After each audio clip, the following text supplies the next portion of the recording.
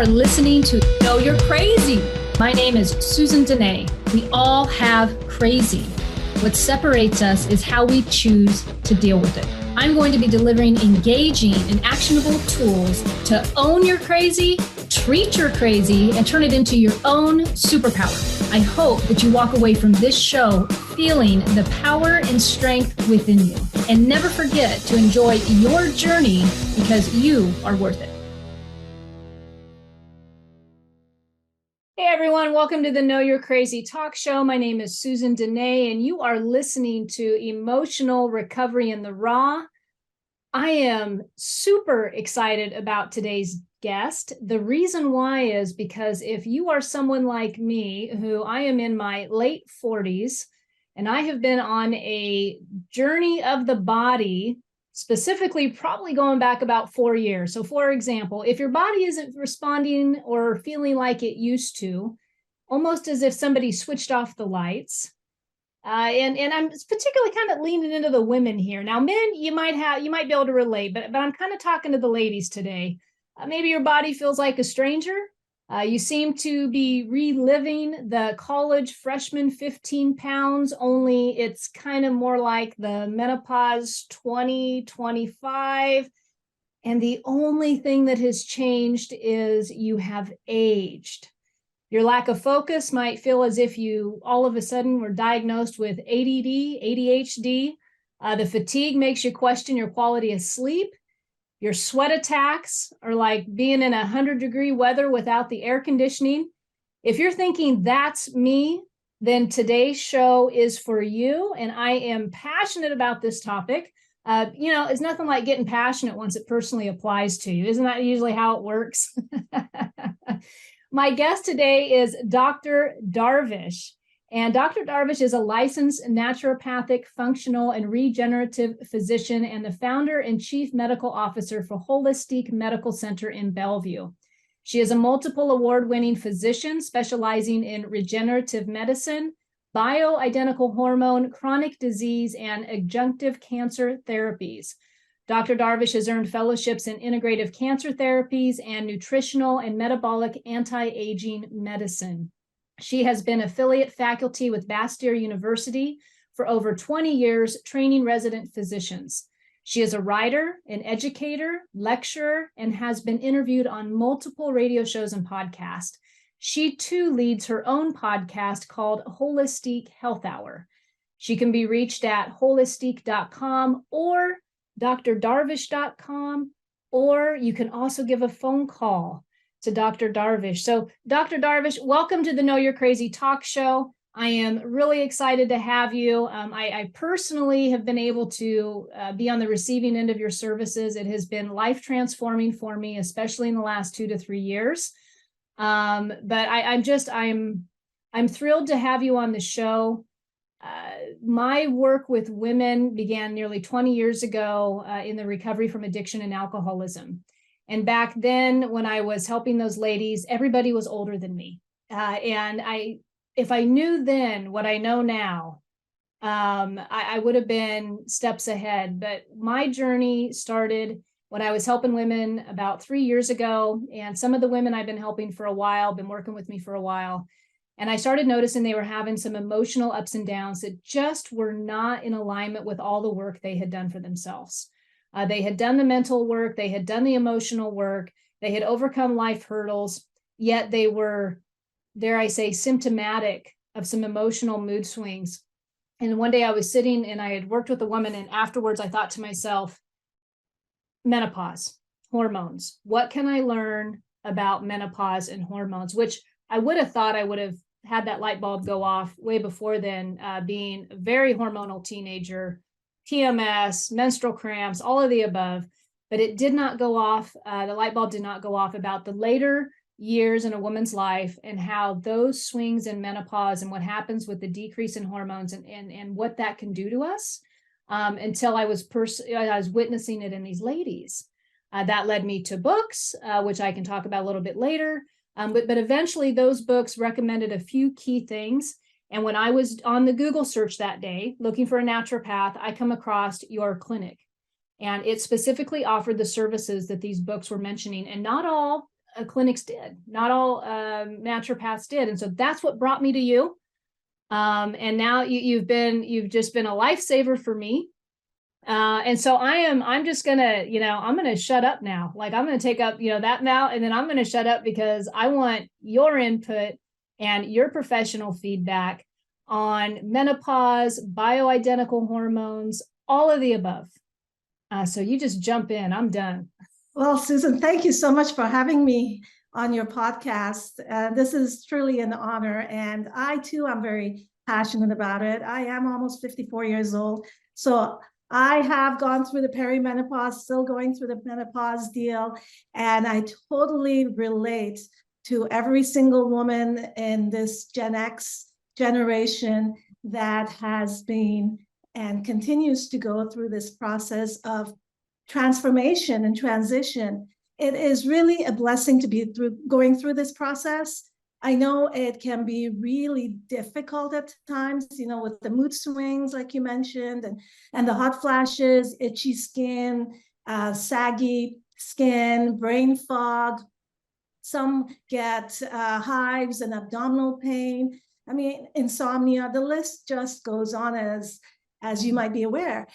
And not everybody experiences it the same way. And it's not just about these symptoms. It's really also about reducing our risks long-term, like reducing our risks for bone issues and heart issues and brain issues, memory loss, and just keeping ourselves functioning and healthy for as long as we possibly can. And I think that's one of the main goals as to why I do what I do in supporting women through this process.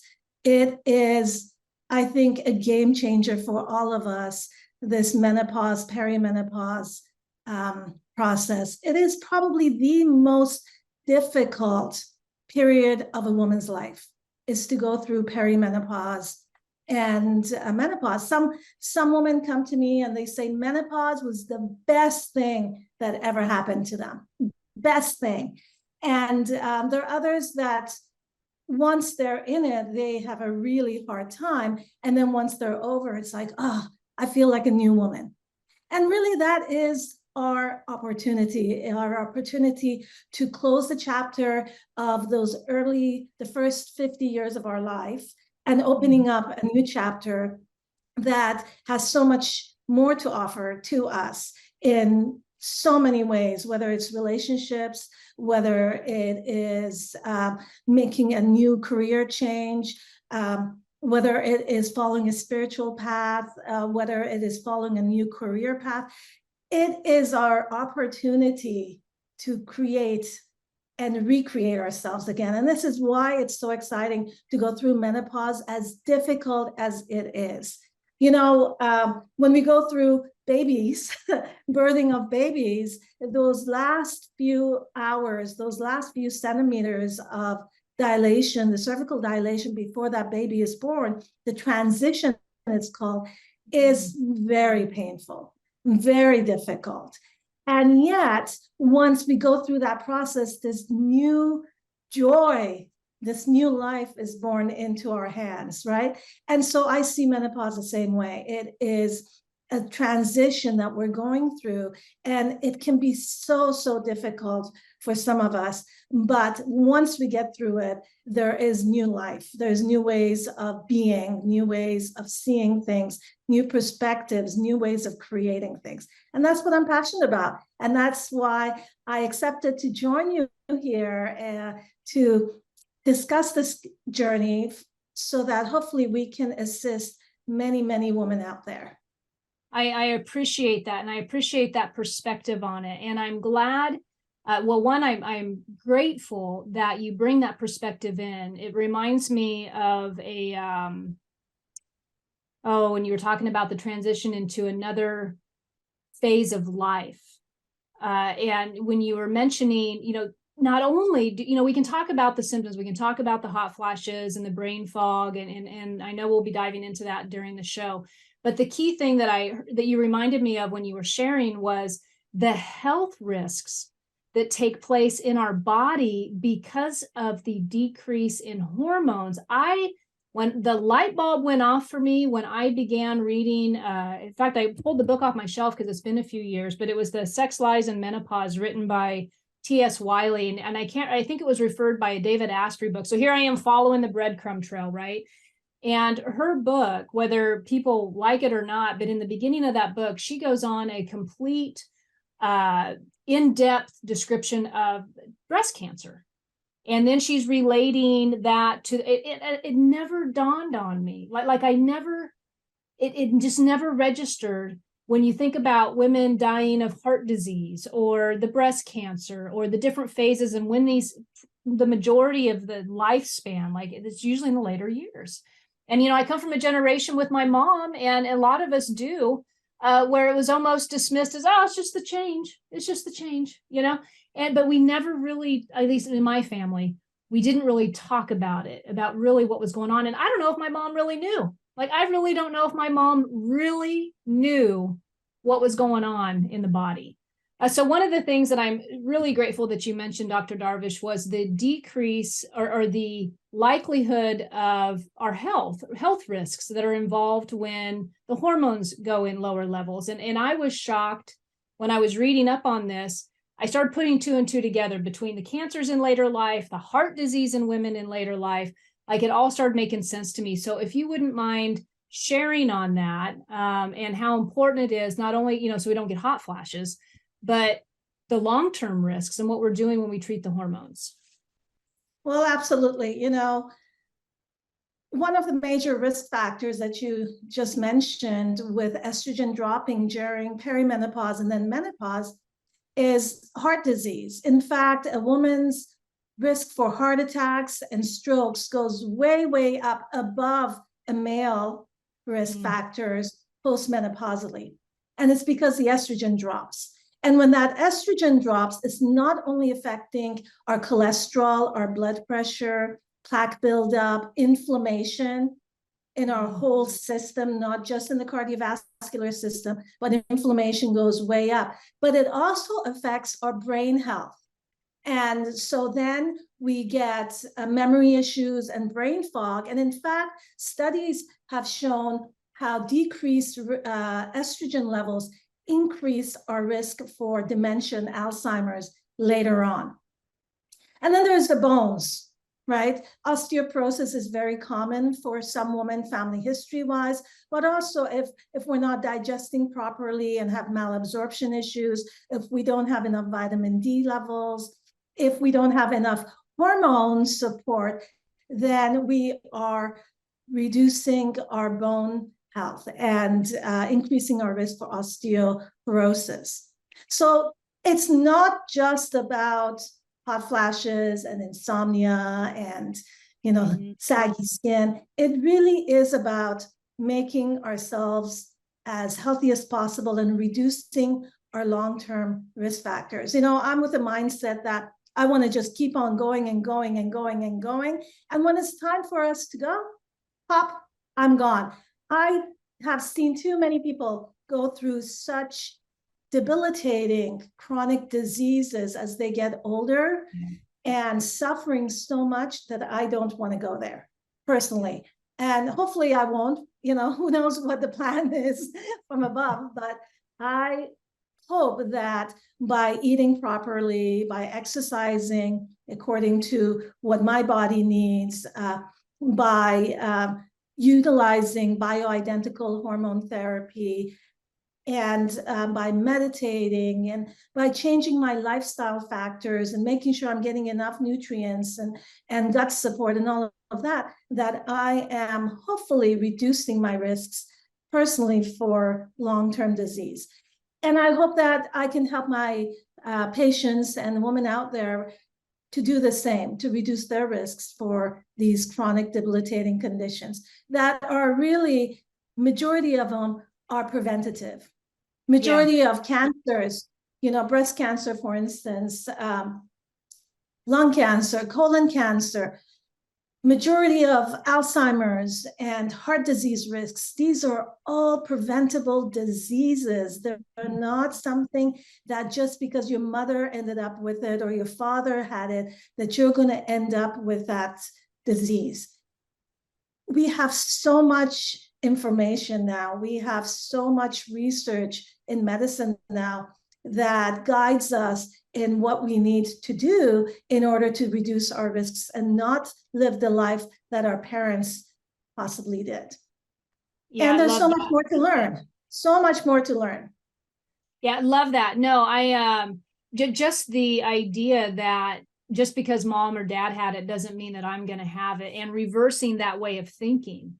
I really, that's why I just eat this stuff up, because it is so true that these are preventative diseases. And yet so I think for so long, we've been of this mindset of treating the symptom, but not getting to the root cause of it. And like my goal when I turned 40, so I'm 48 now. And so when I turned 40, my goal was like, I want to live forever. Like I'm going for 120. And so back then, the only thing I knew, like what was making sense to me, was one, the diet was important and what I was putting in my body. And so I really started educating myself more and more on that, but then get back to the gym and exercise, because I thought, well, if I'm going to be old, I don't want to be weak, and so I'm going to make sure that, try to get the muscle mass going. And so then as I've over time, over these last 8 years, when the hormone decline hit.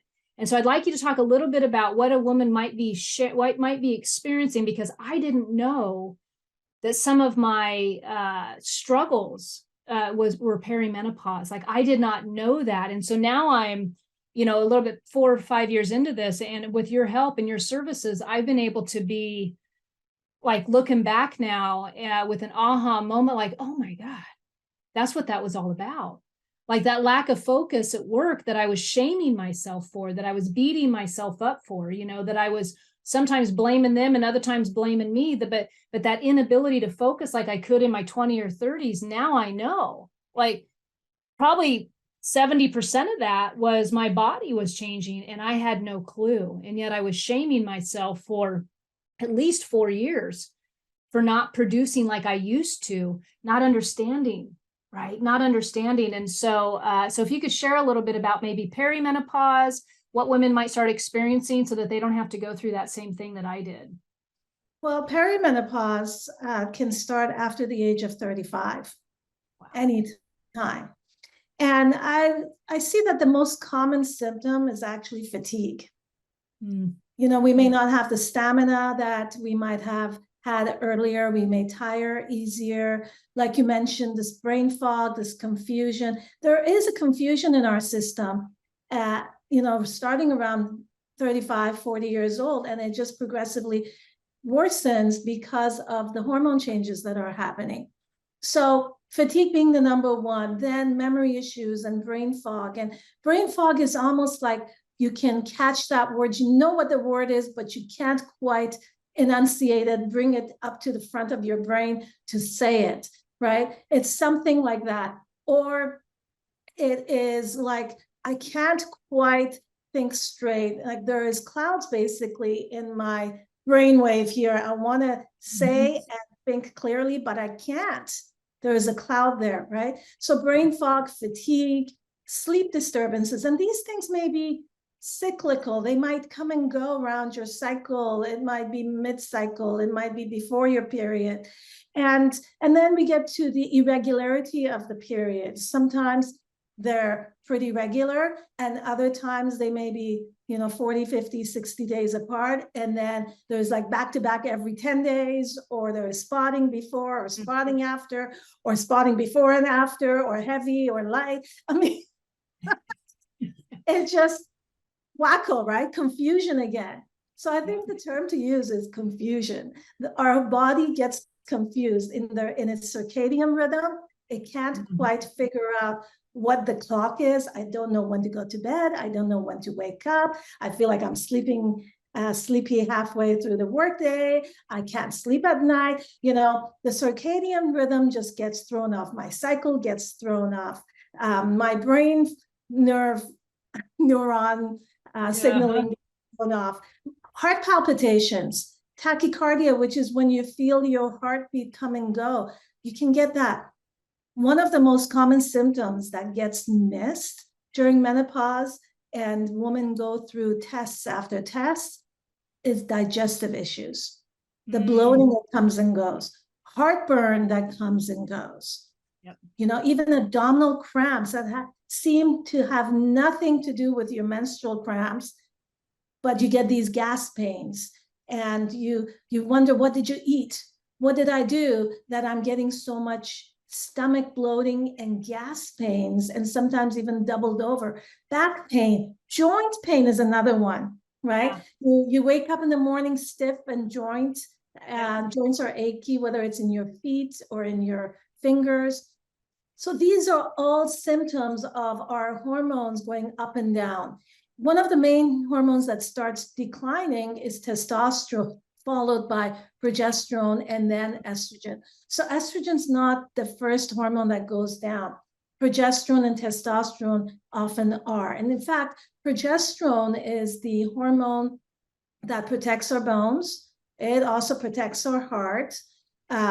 It is cancer preventative, so it protects us against cancers like breast cancer and hormone-related cancers, colon cancer and lung cancer and so forth. And it declines every time we get pregnant. Okay, so it's the pregnancy hormone. It's the hormone that makes us fertile, but it does decline with every pregnancy. And so women who have had multiple pregnancy tend to have lower progesterone when they're going through menopause, which can make it more difficult for them. I did not know that. Yeah. And then testosterone. Testosterone is that hormone that makes us feel grounded. It helps our brain function and that sense of well-being. It's again important for bone and muscle mass. Libido. So a lot of women come in here and say, I think my testosterone is down because I have low libido. Well, you can have low testosterone and still have normal libido. It can affect you many other ways. You may have trouble building muscle, for instance, or feeling like you can make a decision. So indecisiveness is a sign of low testosterone. There is so much involved with these hormones and our mental and emotional symptoms that I think we don't realize, because one day we get up and we're feeling great, and the next day we get up and we are feeling horrible, whether it's being fatigued or brain fog or hot flashes or mood swings or whatever it is. And it can go up and down. It's a roller coaster ride, right? Yeah. I know, and I have women that I've worked with before and after hormone replacement. It's like night and day. Like all of a sudden, what they thought was a problem isn't even on the radar no more. Yeah, it's like they're given a whole new lease, and it's like, oh, because I'll be working with them, and I'll think, oh, there she is. There she is. Yeah, all confident and decisive and all of that. But before the treatment, not so much, and yet had done a lot of life, what you would think a traditional work on their emotions, blah blah blah, right? So it is such a game changer. So now I'd like to transition into hormone therapy, the difference between bioidentical, synthetic, if I'm even using the right terms. Please correct me if I'm not. I am all good with that. But what is the difference, and what should women really be looking for when they're looking to replace the hormones? Like, what are some good tips for them? Just fill us in. Well, you use the right term, synthetic versus bioidentical. Okay.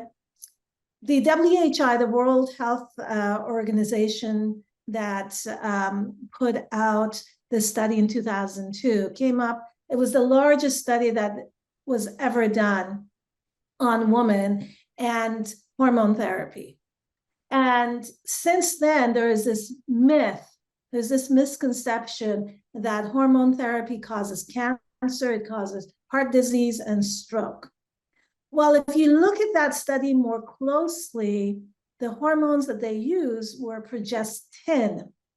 And progestin is a synthetic progesterone.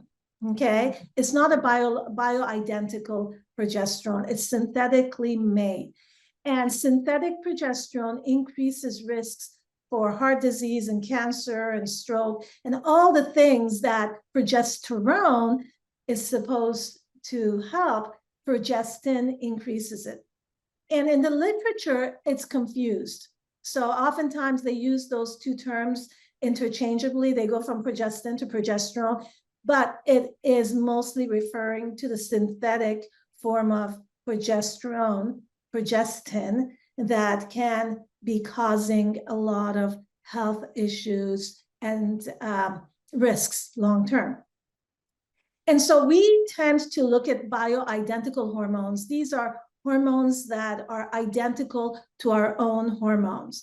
If you think about a teenager, if you think about a pregnant woman, typically at those ages, these people have high amounts of raging hormones, high amounts of testosterone, estrogen, progesterone raging through teenage years, right? And yet they often have the lowest risk for heart disease, cancer, stroke, and so forth, right? And so diabetes. And so we see that bioidentical hormones, which are made from usually wild yam, so they're plant-based, okay, do not have those risks that synthetic hormones do. In fact, they support the body in its natural function, in its natural biochemistry, in its natural immune function, protective mechanisms against all of those conditions that we just talked about. Synthetic, and on the synthetic hormones, and I could be totally misremembering what I read, but isn't it something like they came, I think, oh my God, I hope I'm not misspeaking, like they came from animals, some of the hormones, or I almost want to say horses or something. Well, that's Premarin, yes. So Premarin is conjugated estrogen from horse's urine. Yes. Okay. So that one tends to be a little more natural than progestin does, which is completely synthetic. And so when you say completely synthetic, what does that mean? It means that it's chemically made in the pharmacy. Okay. Okay. Most of it is similar to our own hormone, but there may be one or two parts of that chemical structure that is not a match. Gotcha. And so when you're trying to put the key into the lock, it's not quite a match. Most of it, 80%, 90% of it may match, but the other 10, 15% of it may not be quite a match to that lock. And hence you can't quite open the door all the way. Gotcha. You can't turn the key all the way. And so that 10, 15% that doesn't match the rest of our body can actually bind to other receptors in our cells and turn on genetics or turn on enzymes or systems in our body that will turn on inflammation, that turn on or turn off the immune function, and so we don't get the immune support, that turn on inflammation so that we don't get the anti-inflammatory benefits of some of these hormones. Gotcha. Yeah. Okay. So what popped in my head when you were sharing was birth control pills. I don't know why that popped in my head, but birth control pills would be an example of synthetic, correct? Exactly. Yeah. Exactly. Okay. They're synthetic, and there's still there's still synthetic hormone therapy available out there. It's not as prescribed as often as it used to, because ever since that WHO study came out in 2002, doctors and patients have kind of been like, whoo, I'm not gonna give out these hormones because I will increase your risk for heart disease or cancer or what have you, and I don't want to put you through that process. In the meantime, women are suffering. In fact, there was a New York Times article that came out this past week that talked about how women in the menopause, post-menopause range are the most underserved population. They are very tolerant. We're very tolerant of suffering, and so we'll just deal with it, right? Yeah. We just deal with it. Isn't that horrible? Yeah. Right? Yeah. Totally. I know that totally rings a bell with me. So So I find it interesting. So in my hormone journey, I came to you in February of 20 is when my journey started. And it was after reading these books. And I didn't quite know, like I was still having my menstrual. So I wasn't, I wasn't sure where I was at. And that's when I started my journey with you. And I think one of the very first things that I started taking was progesterone and then testosterone. Those were the first two, like you shared, and started feeling some of the benefits of that. And then at the end of 20, when I had lost my father to COVID, and then when we came into the body had depleted again, it's like it was going through its phases, right? And of course, like a good patient, I wasn't coming in as often as I should because I'd push it and then I'd get busy and then I'd come back and then we would test again and the levels would come up or go down actually.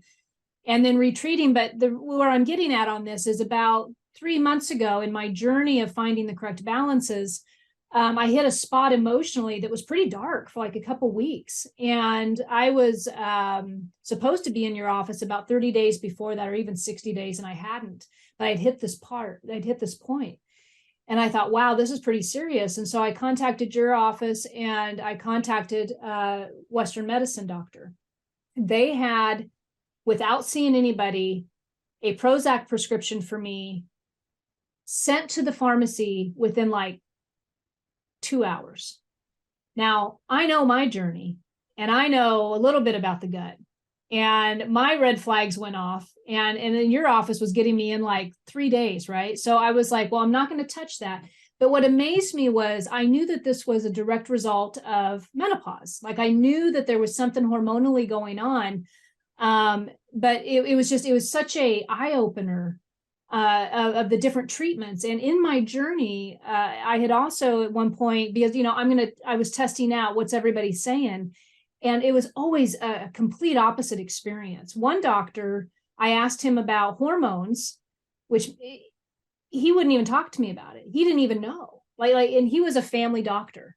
And I was thinking, wow. And so it's amazing to me that I think we do end up suffering for longer than we need to. And I think that there's like the anxiety gets thrown some meds, but the hormone levels keep getting down. And then the gut's all messed up because the antidepressants are hitting the gut, and there's a whole thing going on there. So, and then I got into your office and I got to tell you that the estrogen got up and boom, literally within 2 to 3 weeks, I have never felt better than in the last 5 years once everything got regulated again. Yeah. I'm so glad to hear that. Night and day. We do not have Prozac deficiency. Yeah. I don't care what anybody tells you. We do not have a Prozac deficiency. We have an estrogen deficiency when we are feeling those deep-seated darkness. It's an estrogen deficiency. Yeah. An estrogen deficiency actually innervates the gut and the nervous system so intensely that when our estrogen levels drop, then the nerve signals to the gut are not signaling regularly. They're not regulated. And so then we get all sorts of gut issues going on that impact even the microbiome, the gut bacteria. Actually, there is a whole study of bacteria in our gut that regulate estrogens. They're called estrobolomes. Okay. And so these estrogen bacteria get dysregulated. And that can impact our serotonin levels and our dopamine levels and our norepinephrine levels, all these different hormones, melatonin levels that are involved with our mood and sleep regulation, our happy hormones, our antidepressant hormones. Those all get impacted by the bacteria in our gut that's now dysregulated, by the nervous system that is now dysregulated. One of the things that during the past few years, as I have gone through this process and I've recognized that I don't believe was talked much about, is that the nervous system, the autonomic nervous system, that's the automatic nervous system in our body. That's the nervous system that regulates our body temperature, that regulates our heart rhythm, that regulates our digestive juices, that regulates peristalsis, the movement of our gut. and so much more. That automatic nervous system, the autonomic nervous system, is the one that goes into fight and flight mode, or the other branch, which is the relax and digest, the healing mode. That nervous system goes into chaotic mode. It's so deeply impacted by hormone balance. And when our hormones start dropping, that nervous system is what goes into chaos. And that is why we feel all the symptoms that we feel, whether it's dizziness, some get dizziness or this near syncope where they feel like they're going to faint, or they get the heart palpitations or the anxiety, so forth. Those are all symptoms of the automatic nervous system going haywire into confusion mode because it's not getting regular signals from our hormones. So every symptom of menopause that you can think of is based on the dysregulation of our autonomic nervous system resulting from the decrease in some of these hormones. I'm so glad to hear you say that. So what's going on is you're sharing that. One of the things in my experience, working with women in recovery from addiction and alcoholism from like day one sometimes, or day whatever, but working with them, and some women really suffer with trying to get sober. Like it's a cycle. And what I started realizing over these last few years of my own journey is there's a class of women who are in the menopause, perimenopause age range that have a heck of a time getting sober and staying sober. And all of a sudden, I was like, I swear one of my goals is going to be able to create a world, or to create a service so that women who are trying to get sober have their hormones checked, because I'm wondering, just because of what you just said, the nervous system is out of whack. And if they are constantly in fight or flight, and they are constantly in panic, and they are constantly living in fear, and they're thinking that a drink's going to solve that problem because that's all they know as an addict or an alcoholic, but in the meantime, those hormones are out of whack. And so there's like this whole physiological impact going on. And so there's a belief sometimes in the rooms of recovery that this is just a matter of, they just don't have enough willingness yet, or they haven't hit a rock bottom enough. And I thought, what if that same woman went in and had her hormones tested and got treated for that, in addition to what we do in recovery? Would she have a better likelihood of getting and staying sober? And I am so passionate about that, because I think some of these women are suffering, and that's just in an addiction world, right? But in that age range, because of what you just said, they are consistently in a fight or flight and looking for some way to stop that pain from happening. And I will stop from going on a tangent on that so much, but it's so real to me right now. So you get so let's just say for the woman watching this right now, and they say, okay, all right, I hear you. All right, hormones are probably declining. I've got a lot of those symptoms. What do I do to find out what my hormone levels are? I would like you to share on this, because I've got my own feedback, my own experience, which I love, but I want you to share on what women can do to test their levels. Well, just before I get into that, I wanted to make a comment about the, people who have been recovering or are recovering alcoholics and addicts. Yeah. Is that during that intense intake of some of those drugs, basically, we're burning through our adrenal hormones. And the adrenal hormones are your chi. It's your vital force. It's where we get our energy from, the cortisol, the DHEA, the pregnenolone. All of these major stress hormones are coming from your adrenal hormones. And when we're burning ourselves dry during pre-perimenopause, our young years, with alcohol or drugs, or it can be being a workaholic and long hours, lack of sleep, and so forth, stressful schedules, we're burning through all of those stress hormones. We are depleting our reservoir for the transition into menopause. What I mean by that is that estrogen, progesterone, and testosterone initially are produced by our ovaries. But during menopause, they're switched over to being produced to some extent, albeit in smaller amounts, by our adrenal hormones, by our adrenal glands.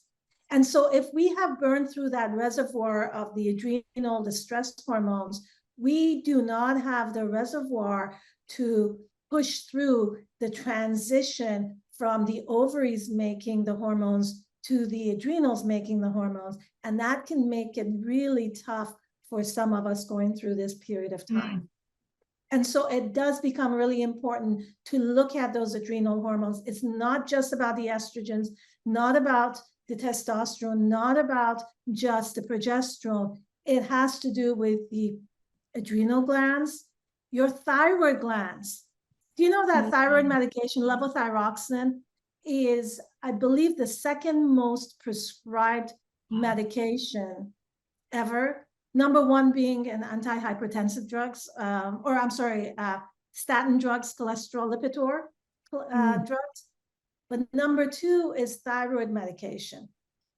And thyroid and adrenals and our female hormones are, intertwined. If one's stressed, the other one will try to take over. If the other one's stressed, it will try to take, the other one will try to take over. And so you get this triad. And then dump into that your pancreatic hormones, your insulin and blood sugar regulation. That it plays a huge role in menopause as well, and perimenopause.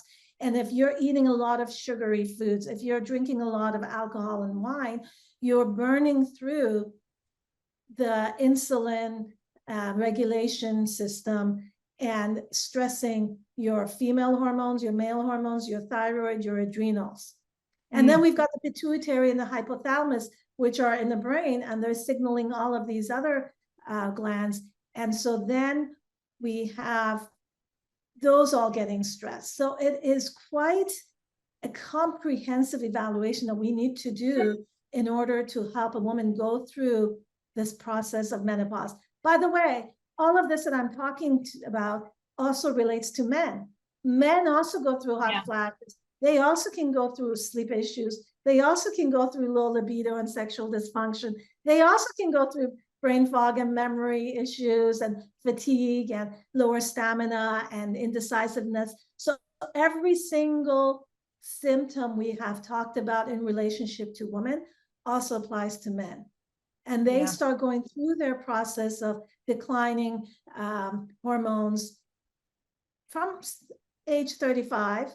It continues to get worse, and they can have some of these very difficult periods of their lives as well. They tend not to talk about it as much as women do, but they suffer as much. And they get confused in their body, and it's like, what am I doing? I'm not the same person as I was before. Yeah. Right?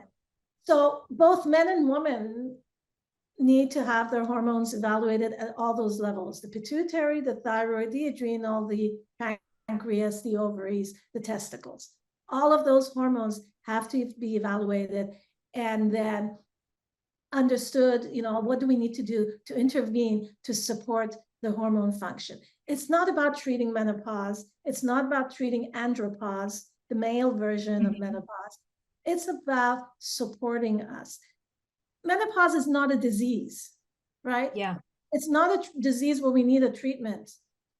We just need to learn a different way of being and supporting that process, that journey, and helping ourselves become stronger afterwards, or during the process and afterwards as well. So it's about, meditation and exercise and eating what's appropriate for your body type. It's about balancing those hormones, and perhaps we need to give some bioidentical hormone therapy. Sometimes we just need to give some herbal medicine. Sometimes we need to give some homeopathic hormone therapies in order to support the production of those different hormones. It really is individualized, and that is the key. I cannot treat you and the next person, the next woman that comes into my office, and the next one with the same dosage of estrogen, progesterone, testosterone, and adrenal hormones, and thyroid, and so forth. Every one of you, every one of us has to have a very individualized, personalized treatment plan.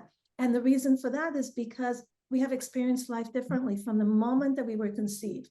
We have different genetics. We have different what's called epigenetics, which is what the environment has brought us, whether it's the psychological, emotional, physical, chemical, electromagnetic environment, what has the environment brought us to us? Social environment, our relationships, our nutrient uptake, what bugs, parasites, and viruses have we been exposed to? What, how did we go through COVID? I mean, that's one of the biggest things that I have seen actually in today's woman during COVID and post-COVID is the fact that hormones dramatically change as a result of COVID. And whether it's COVID vaccine or the COVID itself, there is what we call an estrogen dominance.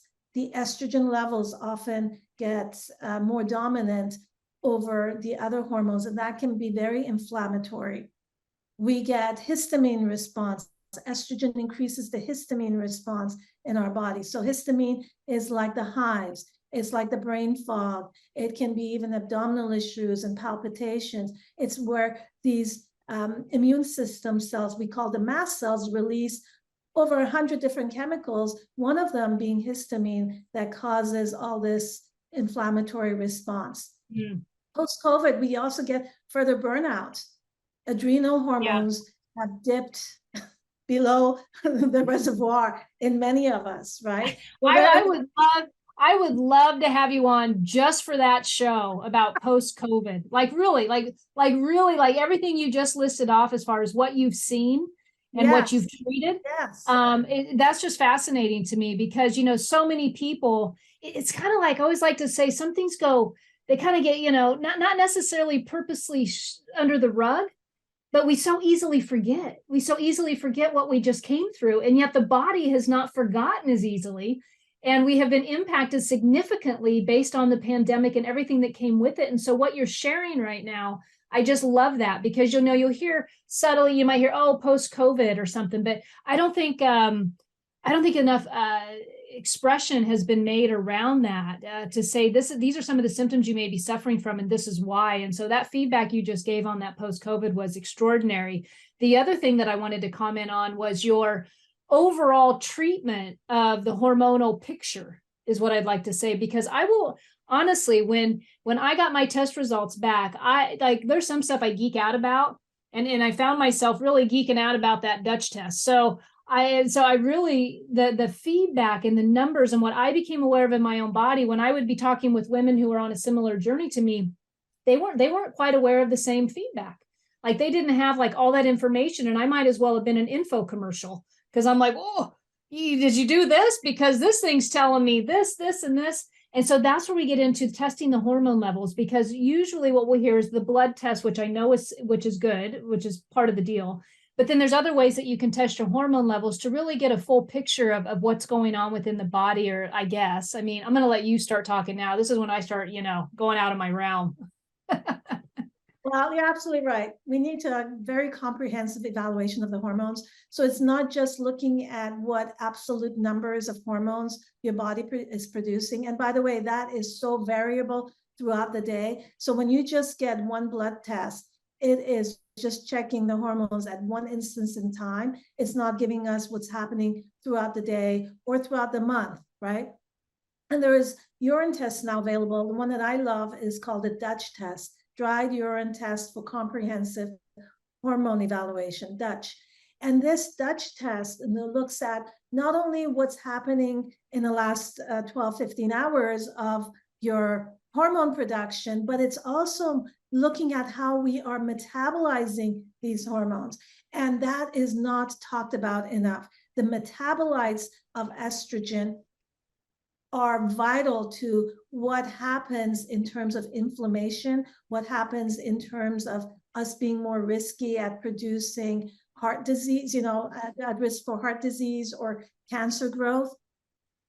And so it's those metabolites that we need to evaluate and then manipulate in our body, because a lot of times it's supplementation and diet and lifestyle changes that we can incorporate in order to shift the way our body is metabolizing at the cellular level these estrogens, the progesterone, the adrenal hormone, the thyroid and adrenal signaling. So we can shift all of that based on what we are producing. And some of it is genetic. Sometimes, we have more susceptibility of turning on a gene that will produce more cancer-causing metabolites of estrogen. And we can actually shift that so that it's metabolizing through a better pathway. But it does take work. It does take time. And we want to do that. So I never feel safe in just prescribing a woman and even a man testosterone or estrogen unless I have kind of gotten a bigger picture of what's going on at the cellular level, right? Mhm. And even the test that we do is still not comprehensive. There's so much going on with hormones that we don't even know about yet, right? Science even doesn't know what we don't know. Right? Yeah. And so what we do know, though, is that we have the capacity to shift the way we metabolize these hormones. And then when I come to give you bioidentical hormones, I'm giving it to you in a safe manner. And instead of unknowingly giving you something that potentially could go down the wrong pathway and produce more inflammation and cancer growth, I now am aware that, okay, you tend to go down that way. We need to change your switch and switch you down this way and make sure that you continue to go down that pathway instead of the more what I call the more toxic pathway of estrogen metabolism. So it is a very, very comprehensive approach. It is a very safe approach, and it is very needed to make sure that women go through this process and come out of the other end rejuvenated, recreated, more powerful. I am all about women needing to be here in order to transform the lives of everyone around us. When we look at the research, we see that when one girl is educated, that the whole community of 100, 200, 300, 1,000 people can be transformed by one girl being educated, right? And so it's all about education. It's all about awareness of who we are, what capacity we are, what our role is in society, and how can we fulfill that role in our society. Because in order to create a peaceful, unified world, we need the woman to be on par with their capacity. Yeah. And that is why we need to support the woman in their process of menopause and perimenopause. On par with their capacity. I love that. I love that. To be able to bring the full game. And we don't have to stop bringing the full game just because we start to experience body changes the older we get, that there are solutions for that. There's treatments for that. I feel like I barely scratched the surface with you on this topic today. I can't even believe the hour has already flown by. I've got all kinds of questions that I really wanted to get out there. I'm debating. I'm gonna throw one out there real quick because I know I'm supposed to be wrapping up, but I got to ask you this. So if I'm a woman and I'm looking into hormone replacement, I'm gonna just go for me. I'm gonna personally go for bioidentical. I want the more natural match with my body. You provide those services. The other thing that I would like to know is, do I do this? Do I take an oral pill or do I do transdermal? That was one I really wanted to get out there today, because the difference between the body metabolizing, am I correct on this? One is because I do a lot of mine on creams on my skin versus taking a pill. If you could very quickly give the feedback on that, because I know I'm supposed to wrap, but just in case a woman's watching this today, I want that piece out there for them. Okay, we do need to spend a whole hour talking just about that. But estrogen orally has to go through the liver, and it can become a toxic metabolite and cause inflammation again. Okay, so I never prescribe estrogen orally. It's always either transdermal or vaginal, or as a pellet, subcutaneous under the skin. Then there is testosterone. Again, testosterone is something that you never want to take orally, because again, it can produce toxic metabolites as it goes through the liver. So it's either transdermal or as a pellet, okay? And then progesterone can be given orally, depending on what's going on. So a lot of times I do it transdermally on the skin or vaginally, but orally I may use it for women who are having a lot of anxiety and insomnia, and that nervous system is just ramped up and they can't calm themselves down. And so, and the transdermal is not enough to support them that way. So then I do prescribe it orally for them. And that one is safe to prescribe orally, but the other two, never oral, always some kind of a topical or subdermal or subcutaneous. Yeah. All right.